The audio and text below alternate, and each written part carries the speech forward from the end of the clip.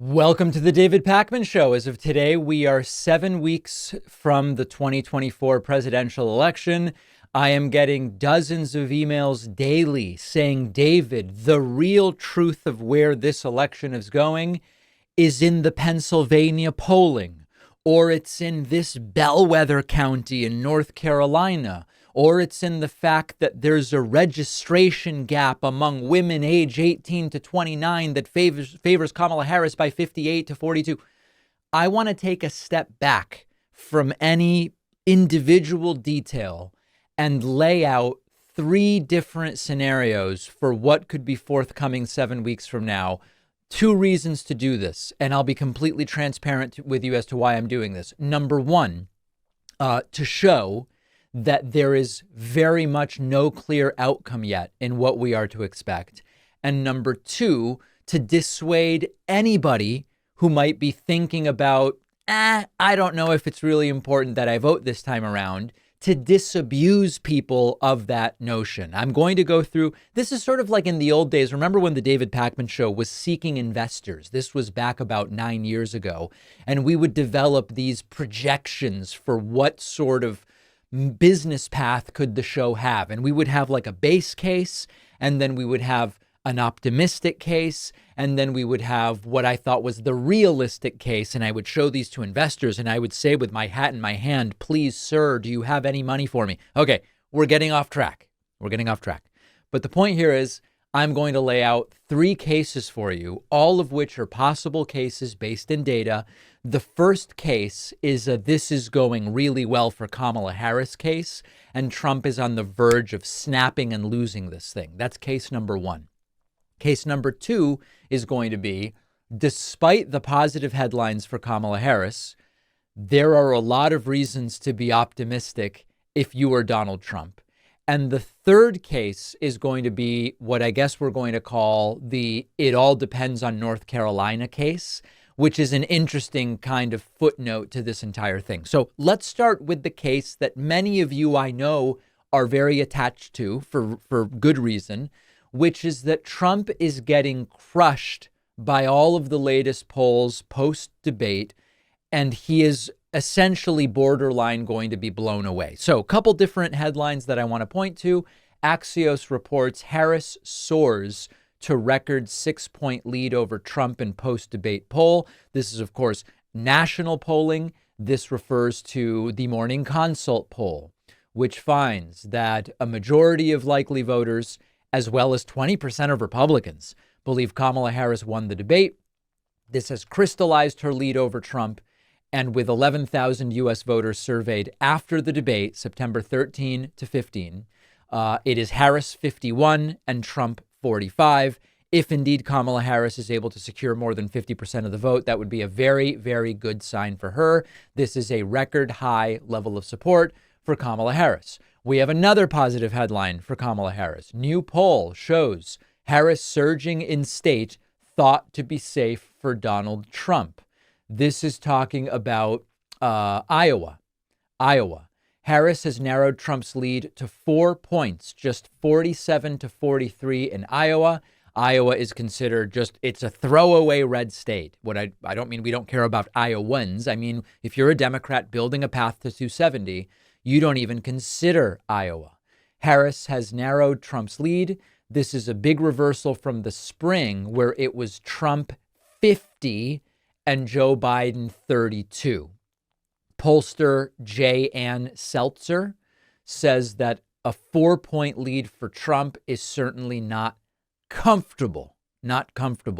Iowa rarely a swing state. So this is all extraordinarily good news for Kamala Harris. If Iowa is even, not that she's going to win Iowa, but if Iowa is a state Trump has to defend, that's a very bad sign for the Republicans.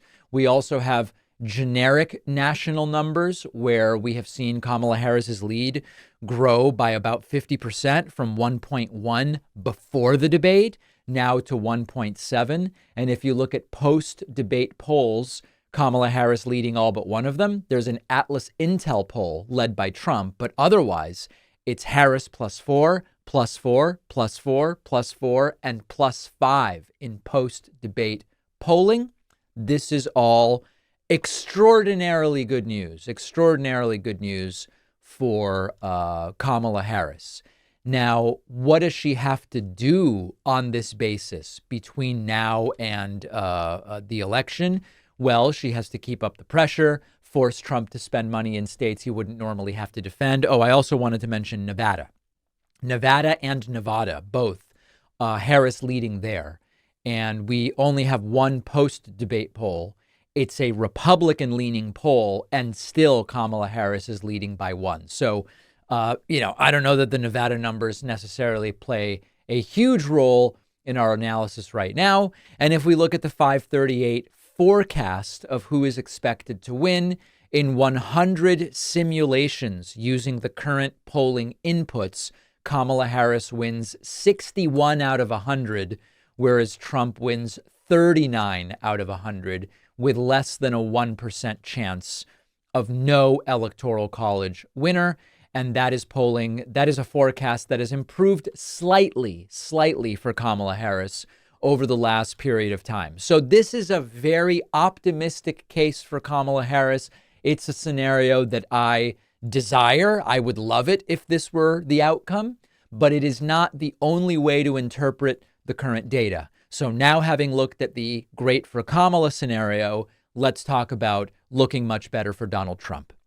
If we step back from national polling, which has bounced between Kamala Harris +1 and Kamala Harris +2, with some anecdotal outlier polls of Kamala Harris +4, which we will see if those become the norm over the next 7 to 10 days. If we step back from that and we say, okay, let's do the analysis differently.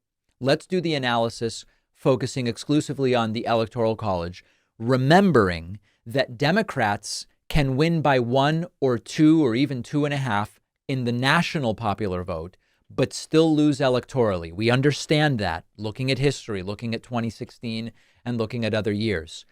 What is the scenario that this actually is looking far, far better for Donald Trump? Well, I will show you the scenario. In Arizona, Donald Trump is winning in an average of recent polls right now. That's a reversal from 2020. In 2020, Trump lost Arizona. In current polling, Trump is winning. Now, admittedly, only one of these polls is from after the debate. And the only post-debate poll is a Republican-leaning poll. But as of right now, 2024's map looks better for Trump than 2020's. So when you see Trump leading Arizona, you say, well, hold on a second. Maybe this isn't all roses and ginger snaps for Kamala Harris. We then look at Michigan. Yes, Kamala Harris is leading in Michigan, but by a fraction of a point. And in fact, of the two post-debate polls, one is tied and one has Trump winning. That doesn't look very good, given that Donald Trump lost Michigan in 2020.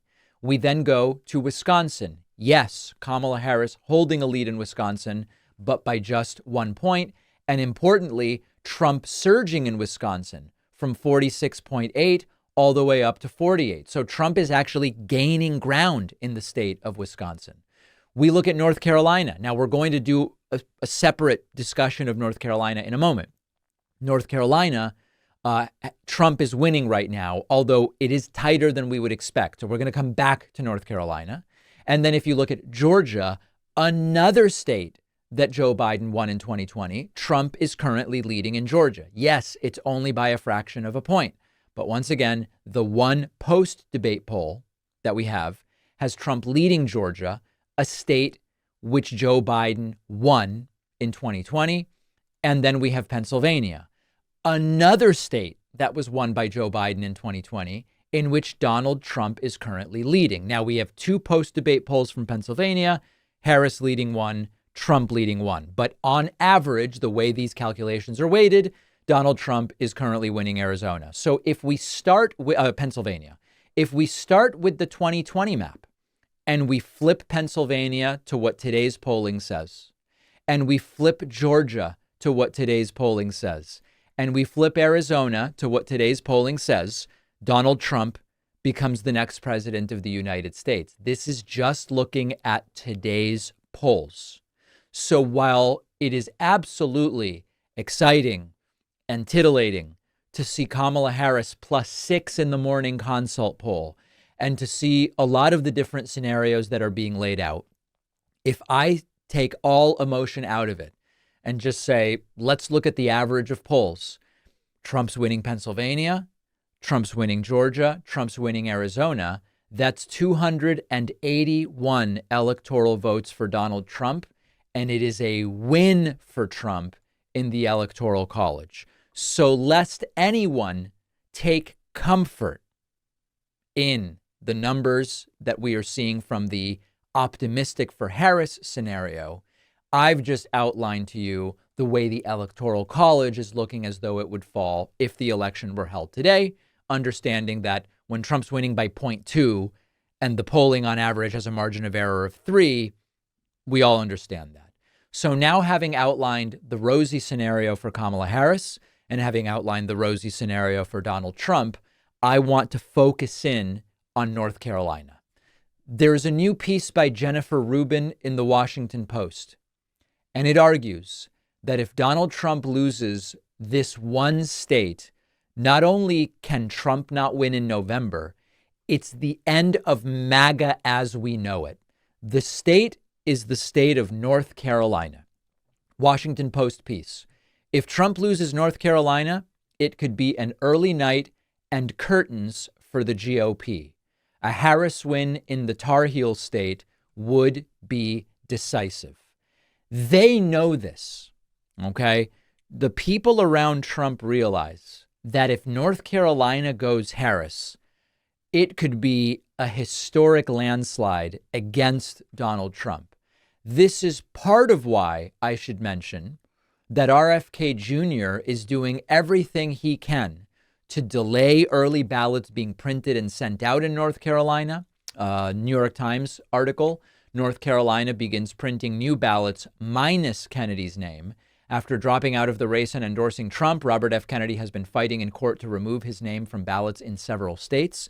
One of those is North Carolina. It appears as though it is going forward in North Carolina without RFK's name on the ballot. That's good for Donald Trump, but they understand the importance of North Carolina. Going back once again to North Carolina polling, you can look at this data two different ways. The first way is Trump's winning North Carolina. Great, non-story. The problem with that interpretation is that North Carolina shouldn't be this close. Yes, Trump leads in North Carolina, but he leads by only an average of 0.4%. Let me remind myself of the North Carolina presidential election results in 2020. In 2020, Trump won North Carolina by 1.5. So when you see a margin of 0.4, and you anecdotally see Kamala Harris leading some North Carolina polls, including the Quinnipiac poll and the WRAL Survey USA poll, as we have on screen, that is not a good scenario for Donald Trump because it is a state that he will have to defend. Now, I want to go over a very specific scenario with you here. There is a scenario in which Donald Trump loses Pennsylvania, which would be, Pennsylvania, Trump's leading by a little, but Biden won in 2020, and it would be perfectly expectable. It could be a Trump win or a Harris win. If Harris wins Pennsylvania, and if Harris wins Georgia, North Carolina ends the night. It's an East Coast end to the night. If you put North Carolina in Harris's camp, as I've done on screen right now, you find that she doesn't even need Wisconsin, Michigan, Nevada, or Arizona. So we could be done at 8 p.m. on November 5th if North Carolina falls to Kamala Harris. And the thinking, of course, is if North Carolina falls to Harris, she'll get Georgia and Pennsylvania, since those are more feasible. And then, of course, we know that Colorado, New Mexico, California, Oregon, Washington are going to Kamala Harris, as well as Hawaii. We could know the results by 8 p.m., which would be a very different scenario from what we've seen in recent elections. Now, as you can see here, if Michigan were to go to Kamala Harris, if Wisconsin goes to Harris, if Arizona, Nevada go to Harris, you're talking about a larger victory than that which we would have seen in a very long time, certainly in the Trump era. Now, that's an if. This is why North Carolina is so important. Now, on the other hand, if we look at a different scenario, and things got all wacky here, so I'm going to have to reset this. Colorado, New Mexico, Florida would go red. Virginia, you would expect blue. North Carolina, Iowa is going red. You could have a very different scenario, assuming that Trump does hold North Carolina and imagining that Trump gets Georgia, but not Pennsylvania.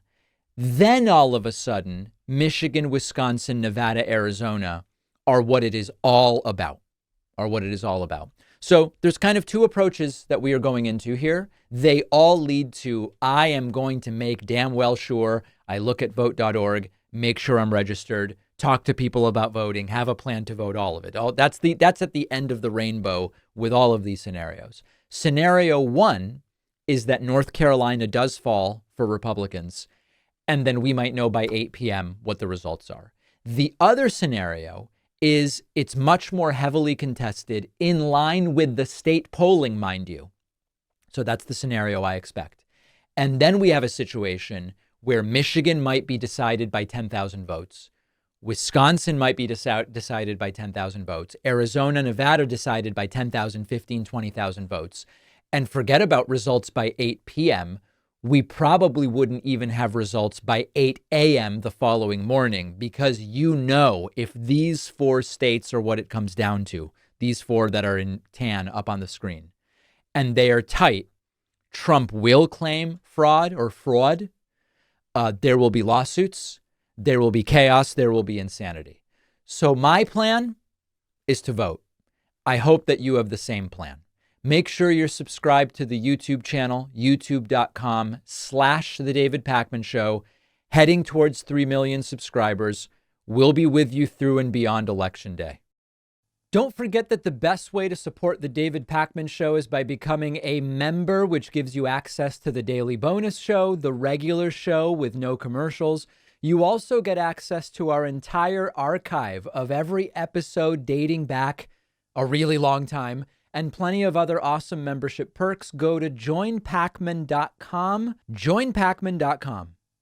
One of the things we've learned over the last couple of weeks is that there are creators out there who, unlike the David Pakman Show, which is supported primarily directly by our audience, actually do have a metaphorical money tree growing in their backyard. Massive dumps of money from Russia, for example. We don't have that. And when we think about the fact that our estimate is that 0.5% of our audience directly supports the show, and I say, imagine if we could go from 0.5% to 1% of our audience directly supporting the show, and what that would do for us. And we compare and contrast that with those who just have 6 figures a month of Russian money dumping in. This is a very different sort of show, that's for sure. Now, if you like the fact that we are independent in this way and we don't have some implicit or explicit paymaster, I would love it if you added your name to our list of supporters. You can go to joinpakman.com. If you so choose, you can use the discount code SAVEDEMOCRACY24. You'll get all the member benefits. Even if you take a 50% discount on the price, you get 100% of the member benefits, including the daily bonus show, the commercial-free audio feed, the commercial-free video feed, the members-only soundboard, invites to the members-only town hall events. You'll get all of it, 100%, even if you only pay 50% using the coupon code SAVEDEMOCRACY24. Get the full experience. Sign up at joinpakman.com. J.D. Vance attempted to use the English language to communicate with people, and it did not go particularly well. He spoke in Atlanta, and he said, we need unity, not division. We need unity, not division. And so we shouldn't ever be saying that there's a candidate that is a fascist. The only problem with that is that 2 days ago, Donald Trump said that Kamala Harris is a fascist. As usual, a very clear disconnect between Donald Trump and his running mate, J.D. Vance. Listen to J.D. here in Atlanta, and I apologize for the audio. I don't know if Antifa or Black Lives Matter was controlling the microphones. That's a joke, by the way. But the audio problem is on their end, not ours. But I do think that we should take this opportunity to call for a reduction in the ridiculous and inflammatory political rhetoric coming from too many corners of our politics. Okay. Go on. Look, we can disagree with one another, we can debate one another, but we cannot tell the American people that one candidate is a fascist, and if he's elected, it is going to be the end of American democracy. We cannot, as a person affiliated with Kamala Harris has said, that we need to, quote, eliminate Donald J. Trump. A New York Democratic congressman has said that in the past. Oh, so it wasn't Kamala Harris who said that. Got it. So JD says we can't be saying that the country hinges on who gets elected, and we can't be saying that our opponents are fascists. Now, put aside just for a moment that JD Vance regularly is now posting grainy videos purporting to be of Haitian immigrants grilling cats and dogs. Put that aside for 1 second. Here is Donald Trump this weekend in Tucson, Arizona, saying Kamala Harris is, yes, a fascist. I thought we weren't supposed to be doing this, JD. We must defeat Comrade Kamala Harris. I use that term because you know what that term means, right? Communist. No. She's a Marxist, communist, fascist, socialist. She's not actually a socialist. She's gone past that. Right. JD, we can't be calling our political opponents fascists. Trump, my opponent is a fascist. And Trump is big on these labels. Here is him using not fascist, but I guess socialist or something in this crypto interview gone wrong. No votes. She got no votes. But she'd be very bad for the country. We have to save our country. We can't play games, and we can't have a Marxist, communist president because that's not what it's all about. So, well, fortunately, there aren't any Marxist communist candidates for Donald Trump. So listen, I mean, JD Vance is calling for a reduction in inflammatory political rhetoric. Fine. I mean, on the surface, that seems reasonable. I would agree with that. The problem is that the vast majority of the inflammatory political rhetoric is coming from the guy he's running with. Now, I know they are already doing they keep trying to kill Trump thing. It's Republicans and former Trump voters that keep trying to kill Trump. We'll get to that. He's asking for restraint from labeling candidates in these ways, fascist or whatever, but he's the running mate of Trump who thrives on that exact rhetoric. When we say Trump doesn't respect democratic institutions, and it's not even clear he likes democracy, we defend it by quoting Trump. I would be a dictator on day one. It's okay to suspend parts or all of the Constitution if I determine that that's what we need to do. We are citing sources. When Trump says Kamala is a Marxist, communist, fascist, socialist, which makes no sense, but forget about that for a second, there is no policy that Kamala Harris has ever proposed that falls under the umbrella of Marxism, socialism, fascism, or communism. So this isn't really about de-escalating the political rhetoric or whatever. It's that J.D. Vance and MAGA selectively criticize rhetoric that hurts them. It hurts them when we point out, I don't even know that they respect democracy because they tried to steal the 2020 election. If the shoe were on the other foot, I'm sure that J.D. Vance's rhetoric would be completely different. Now, we also don't want to forget that J.D. Vance himself scales up the political rhetoric, saying, I have every right to create stories like about blacks eating cats if I want to get the media's attention on that. And he's continuing to throw conspiracies onto the fire. He's pushing a narrative of fear. He's preaching civility, but he's certainly doing the do as I say, not as I do sort of thing. And it's a very noticeable and naked contradiction that's there. Now, what I want to go to next with J.D. Vance, and others are doing this too, is the rhetoric specifically surrounding the failed assassination attempts against Donald Trump. J.D. Vance is continuing to push the notion that liberals are violent. The left is violent. When we say, I don't think Trump respects democracy, we're the violent ones, even though it is a Republican and a former Trump voter who went and tried to kill Donald Trump. So we're going to go to another video of J.D. Vance from Atlanta, And he is arguing that the difference between conservatives and liberals is that no one has tried to kill Kamala Harris. Misses a couple of critical details. And I know it's popular on a lot of corners of the left to say that we have a both sides problem. I wouldn't argue that, by the way. I think we have a one-side problem. We know that for decades, the political violence in the United States comes from the right.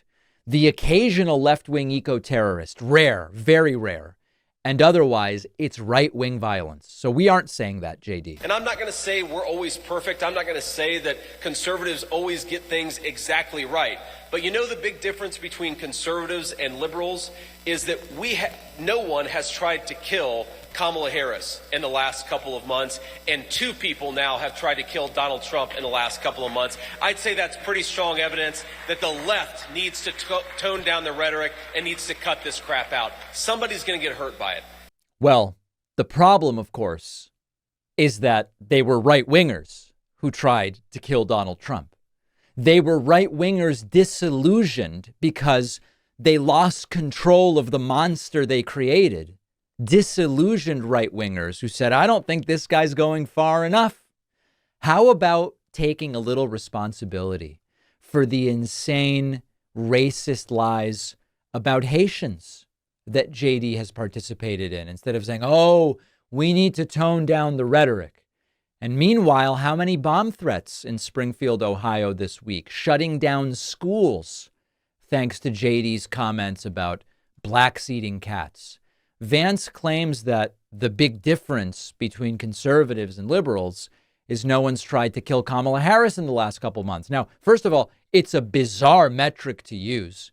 Vance seems to be suggesting that because Harris hasn't been the target of an attack that we know about publicly, even though Secret Service is constantly dealing with threats and investigating threats to President Biden and Kamala Harris, but there hasn't been a particular one that made the news, that proves the left is more violent, despite the fact that every organization that tracks political violence in the United States finds that it's almost exclusively in the purview of the right to execute and plan political violence. So this is not about any genuine concern about political violence. This is a talking point to demonize the left.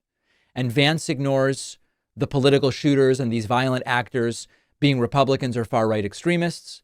JD is ignoring the January 6th insurrection, the attacks on FBI offices, other incidents that show us that anecdotally, yes, there is political violence on both sides, but it is overwhelmingly over the last decade tied to right-wing extremism. So this is projection. This is dishonesty. This is all of the normal stuff we've come to expect from MAGA. And it's a deliberate strategy. That's the thing. It's not just JD goes up and says, I guess I'll talk about left-wing violence. No. This is a deliberate strategy. They see that the violence is on their side. JD knows it. I know he knows it because he's not stupid. He's dishonest. He's immoral, but he's not stupid. And so he says, we are going to deliberately create this narrative that liberals are the violent extremists, and we're going to ignore the escalating right-wing rhetoric that my base thrives on, and that the guy I'm running with, Donald Trump, has specifically weaponized for nearly a decade in the United States. Now, for all of what J.D. Vance is going out and doing, Trump's panicking. Trump knows this isn't going well. Trump regrets choosing JD to be his running mate. And after the break, we'll look at a little bit of what Donald Trump's been up to the last day or two. If you value what we do at The David Pakman Show, remember to support us on Patreon. Go to patreon.com/David Pakman Show, where you can get access to behind-the-scenes videos, the daily bonus show, the commercial-free daily show. You can support the show for as little as $2 a month. Check it out at patreon.com/David Pakman Show. Well, if you want an idea of how panicked, desperate, and terrified Donald Trump is that this is all going south for him, you need only see that he's taking an action that is counter to his financial interests. If Trump does anything other than what's best for him financially, even at the most minor, minute, detailed level, you know it's because he's panicking. Trump has an interest in Truth Social. Trump has a financial interest in the Trump Media and Technology Group, which runs Truth Social, in that doing well. Trump is incentivized to post to Truth Social, not to Twitter.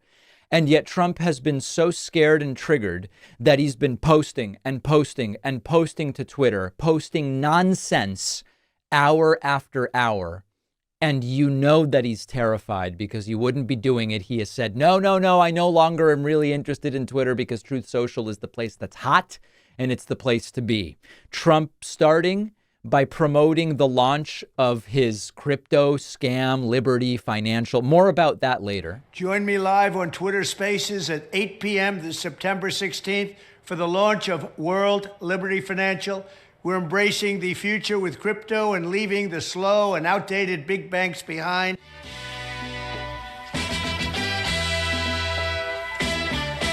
Yeah, Donald Trump's State of Crypto address. It went horribly wrong. We'll get to that a little bit later. He has a platform that competes with Twitter, which is failing, and he's posting on Twitter desperate for relevance. He's been posting entire rallies to his Twitter. Here's his whole rally from Arizona. Proud to be an American, where at least I know I'm free. People wondering at the physics of how Trump is able to stand like that. And we do have a team of physicists looking into it. So posting his entire Arizona rally, then posting his entire Nevada rally. I love this land. God bless the USA. All right. Anyway, that damn song, I can't get away with it. Then he posts a very strange edited video, I guess meant to attack Kamala Harris. Remember, he said he wasn't going to be doing Twitter because Truth Social's good. That's where he makes money. And he's so desperate. He's so struggling for purchase as the election potentially slips away that he's just on Twitter again. She doesn't have a plan. She copied Biden's plan. Her policies on our website are copied and pasted right from Joe Biden's website. They're not even hers. Bidenomics is working. Bidenomics is working. We have the strongest economy in the world. Our economy is the strongest in the world. My Build Back Better framework Our Build Back Better framework. to a steady and stable growth. Anyway, the ad doesn't really sound very scary. It all sounds like kind of good.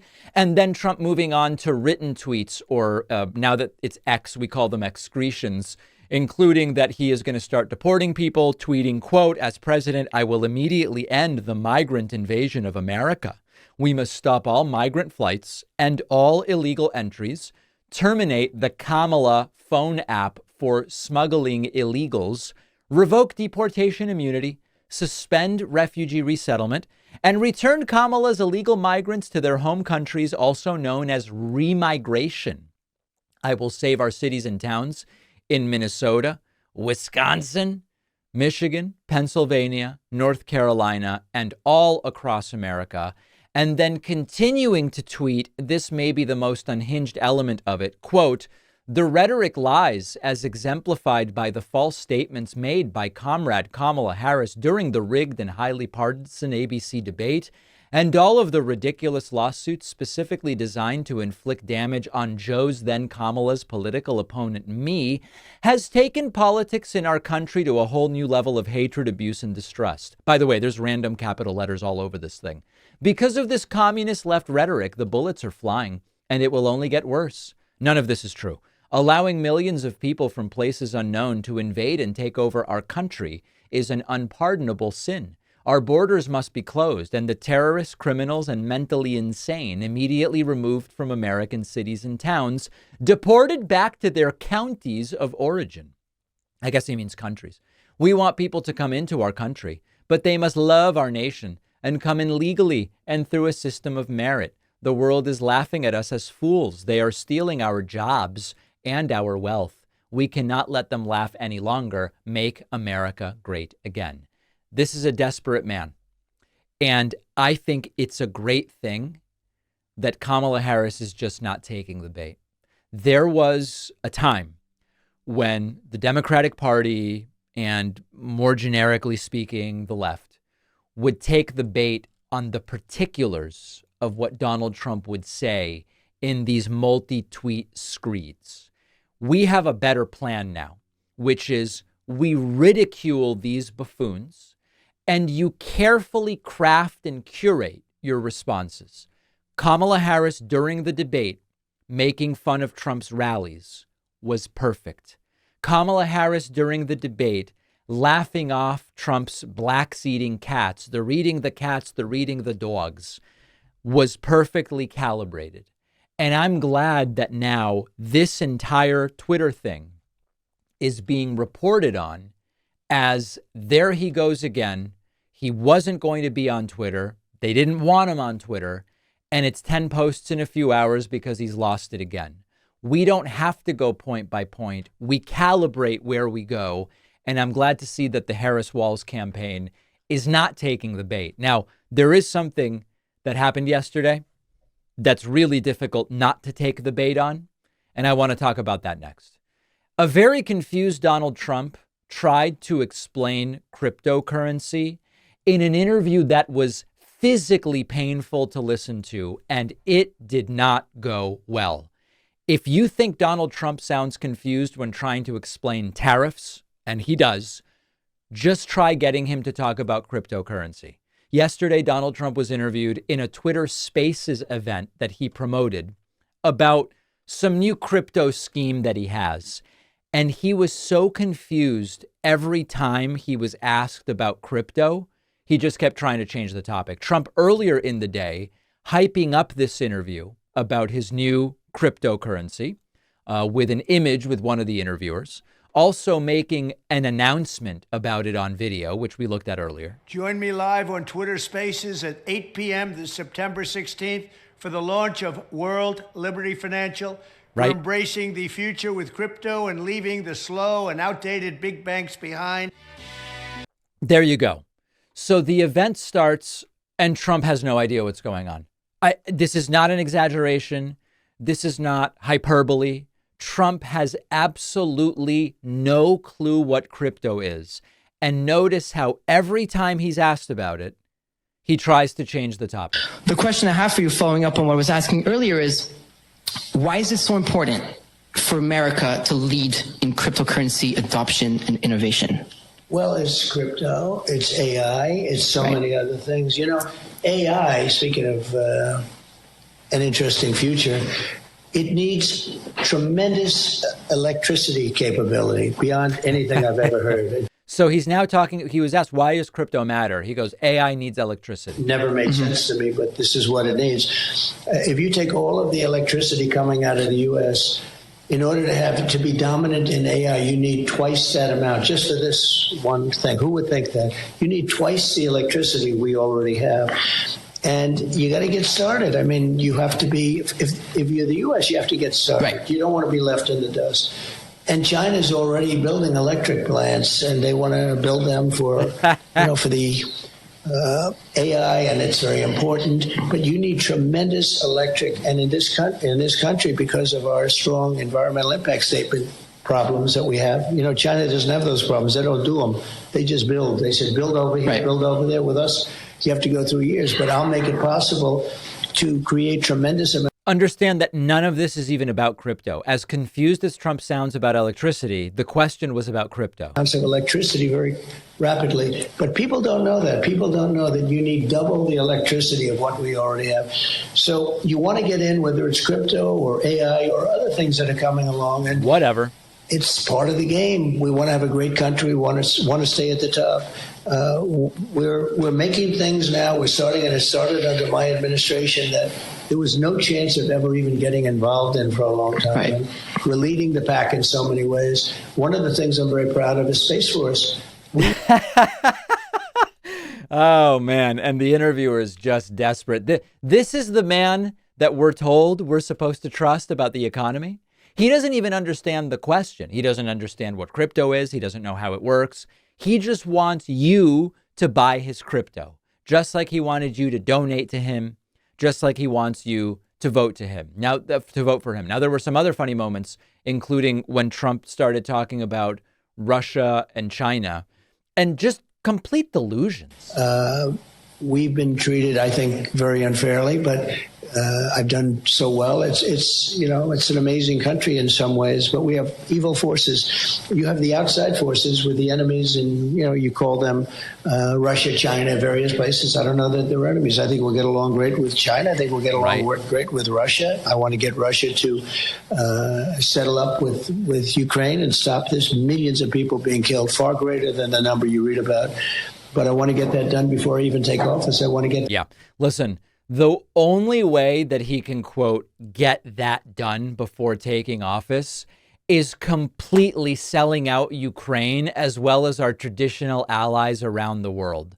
This guy is enamored with dictators. He's a patsy. He's pathetic. And he'll do whatever Putin and Orban and Xi and Duterte. He just loves these folks. He loves these folks. Finally, during this crypto interview gone wrong, Trump again invoking, "It must have been God that saved me from the assassination." There's something going on. I mean, perhaps it's God wanting me to be president to save this country. Nobody knows, but when I made the right turn, it's very unusual because the people weren't on the right. The people were standing out in front of me. When I turned my head at an exact 90-degree angle, the bullet came zooming by and clipped my ear. And the reason so much blood, they told me at the hospital, I said, why so much? The ear is the bloodiest part of the body because of caught. I said to them, "Doctor, sir, why so much blood?" And they said, "Well, the ear has so much blood." There's another interpretation, by the way, which is God keeps sending shooters. I mean, it's so crazy because these sorts of conversations are unfalsifiable no matter what you say. Just as, quote, believable as God keeps saving me from the shooters. God had me turn my head so that the bullet would kill some random innocent guy. Or God had the shooter a couple holes ahead of me on the golf course such that Secret Service would be able to spot him before he killed. One interpretation is that's God saving Trump. The other interpretation is God's determined to kill Trump and he's going to send shooter after shooter until one of them finally gets him. It's all nonsense. It's all nonsense. And to be totally frank, I don't even know that Trump believes it. I think he thinks it's nonsense too. Follow us on social media, interact with the David Pakman Show community, see exclusive content, see when we're taking calls live, and stay up to date on other big show announcements. We post daily. Find us on Reddit, Twitter, Instagram, Facebook, Discord, and TikTok. All right, let's talk about they. They has a very pernicious role in political discussions and in general. You know, I talk to people all the time. They go, they won't let me XYZ. And I say, oh, yeah. Who's they? I don't know. In this particular case, as applied to the assassination attempts and would-be assassination attempts against Donald Trump, they is particularly dangerous because Republicans keep talking about they as if it's certainly not them, and as if it's people somewhere on the left. Are they Democrats? Are they even to the left of Democrats? Who are they?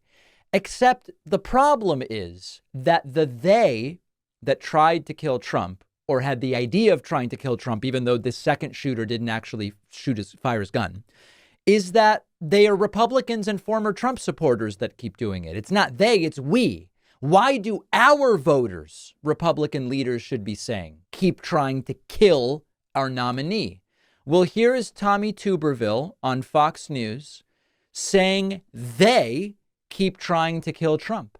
And he says, in fact, it's so dangerous out there because of them that the Navy SEALs should be protecting Donald Trump. We need to get the military involved, which is a whole other discussion we're going to have in a moment. They're trying to kill the only guy that has a chance to get this fixed. And of course, President Biden, I don't know who's running our country, but somebody needs to step to the plate and at least act like you care about a Republican candidate. But they truly don't. They could care less.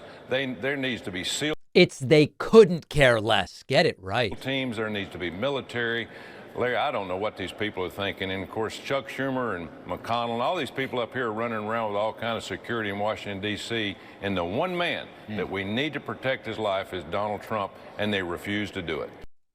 one registered Republican and one Trump supporter from 2016 who wanted Nikki Haley or Vivek Ramaswamy to be the nominee this time around, plot to kill Trump.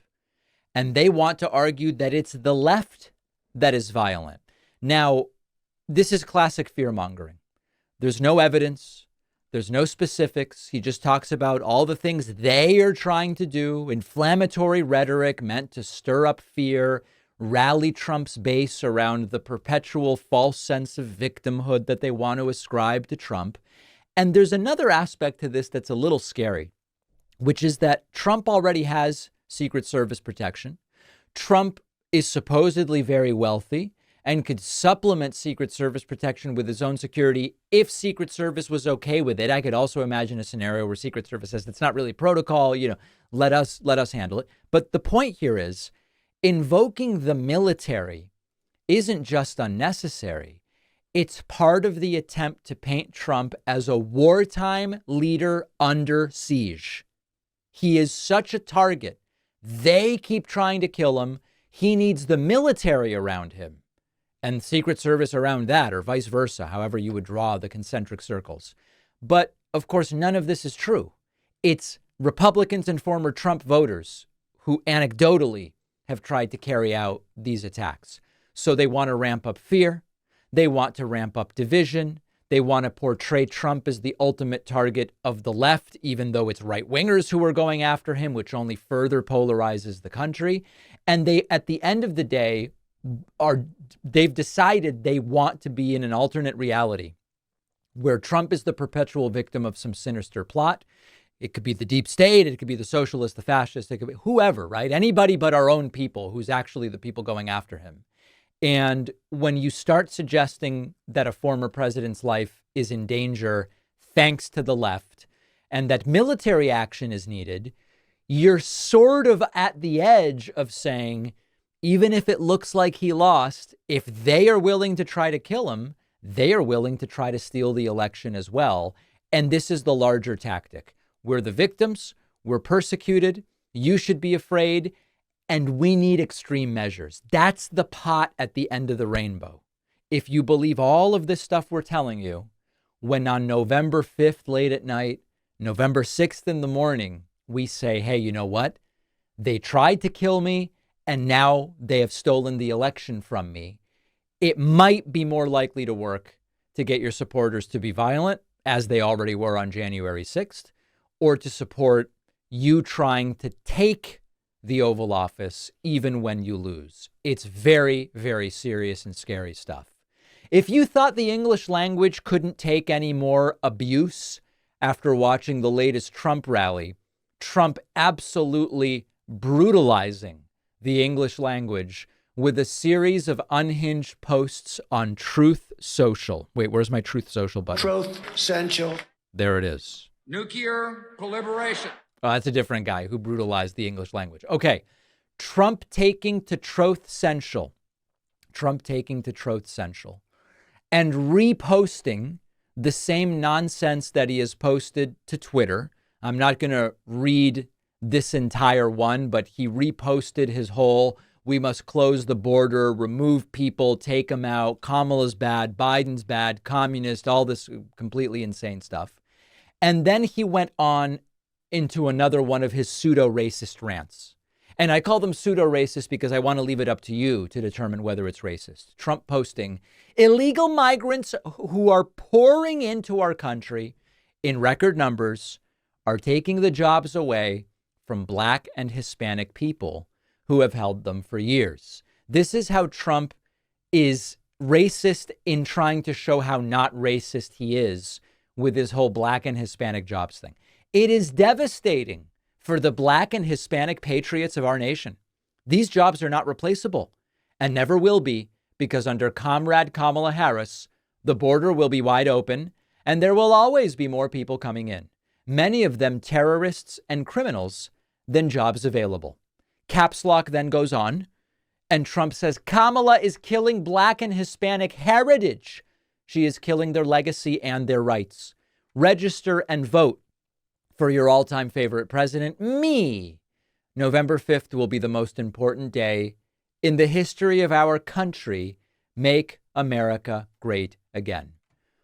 This is the classic example of projection, of blaming the other side, of doing that which you are actually doing. It is MAGA which has said, yes, we'll bring Black and Hispanic people up on stage with Trump as long as they wholeheartedly endorse the completely whacked out Trump and MAGA ideology. As long as they erase every last detail of what made them Black or Hispanic, then they are welcome on the stage. It is Trump who is trying to erase those heritages. And of course, I can tell you as someone myself who's Hispanic, I'll be at the White House tomorrow for Hispanic Heritage Month, and I'm an immigrant from Argentina. Spanish is my first language. I can assure you that there has been nothing under Biden-Harris that has in any way limited, repressed, or suppressed Hispanic heritage, which, by the way, is not just one thing. Mexican culture, very different from Colombian culture, Chilean culture, Puerto Rican culture, Argentinian culture. This is another example of Trump almost inadvertently, seemingly, stumbling across something that actually applies to what Trump and MAGA are doing. It's pathetic, yes, but it does actually seem to be working. This is the most terrifying part. I hate to admit this, but I would never lead you astray when it comes to the facts. It is the case that Hispanic Americans, to a greater degree than we have seen in past elections, are leaning towards Donald Trump. Not me, obviously, you know that. But it is a scary thing, and it is starting to go beyond Cubans and Venezuelans. For those who don't know, for reasons we've talked about before, Cuban Americans and Venezuelan Americans, or said in another way, Cuban immigrants to the United States, Venezuelan immigrants to the United States, have been the Hispanic Americans most likely to vote for Republicans. And it comes to do with Cubans believe they are voting against Castro when they vote for Republicans. Venezuelans believe they are voting against Chavez Maduro and that regime when they vote for Republicans. Now, I happen not to believe that that's the case, but that's what they believe. And that's why historically Cubans and Venezuelans have been more right-leaning than other Hispanic Americans. That is even changing now. And we are seeing Hispanic Americans not of Cuban or Venezuelan origin starting to lean a little bit towards Donald Trump. Extraordinarily terrifying stuff. We have a voicemail number that you can call anytime. If you want to call at 3 a.m., do it. If you want to call at 5 a.m. on a Saturday, go ahead. Here's a caller with a very, very good question as to why the discussions of the would-be Trump assassins are being framed the way that they are. Listen to this. Why, when two white Americans shoot at the president or attempt to, do the Republicans always turn around and start talking about illegal aliens? Thank you. Well, we know why. We know why. Listen, this is not new. It's visible right now because the two people who tried to kill Trump are native-born white men with guns. Very boring in terms of the narratives of black-seeding cats and dangerous illegals and lurid stories that Trump likes to tell. It's not very convenient for that storyline. And so what do they have left but when Trump is asked about the Haitian migrants 2 days ago or yesterday, he says the real problem is the border, which is wide open and undocumented brown people are coming in. He doesn't say brown people. He just says the countries that they're from. When all you have is a hammer, everything looks like a nail. So if your Haitian migrant story is debunked, you say the border is still the problem. If the people who go after you, rather than being non-white left-wingers, who somehow got access to guns illegally, but are actually just native-born Americans who very easily were able to just buy firearms, you don't talk about that. No, of course not. That goes counter to your story. You go and you just say, well, the problem is illegal aliens. That remains the problem. They have a hammer, and the hammer is Democrats want an open border and non-native born Americans are coming in and causing all the problems. You see everything like a nail, and it's unfortunately working to convince a lot of people. We have a fantastic bonus show for you today. Do Americans support the tariff plan that has been outlined by Trump? Shockingly, they do, by a small margin. Why? We will discuss. Number 2, Mark Meadows has been desperately trying to move the Arizona election case to a new venue, and a judge has rejected that request. What does that mean for Mark Meadows' future freedom? And finally, TikTok went to court and argued against being banned in the United States. What argument did they make, and how was that argument received? We will discuss on today's bonus show. Get the bonus show instantly by signing up at joinpacman.com.